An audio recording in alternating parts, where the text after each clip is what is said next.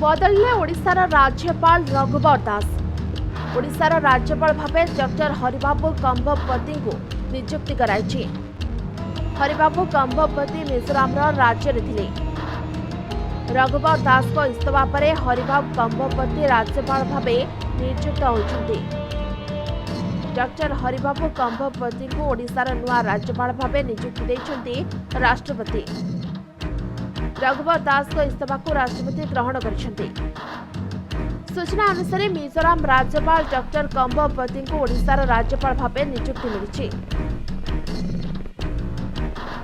Doctor कंबवती 2021 मसीहा जुलाई 19 तारिख मिजोराम राज्यपाल अछंती। छात्र राजनीति निजर क्यारियर आरंभ करिथिबा डॉक्टर कंबवती 1974-75 मसीह जयप्रकाश नारायण आंदोलन बेले गिरफ होई 6 मास जेल जाइथिले। से 1999 मसीह विशाखापट्टनार विधायक भावे आंध्र प्रदेश विधानसभा को निर्वाचित होइथिले। परे 2014 विशाखापट्टना लोकसभा आसन संसद को निर्वाचित होइथिले।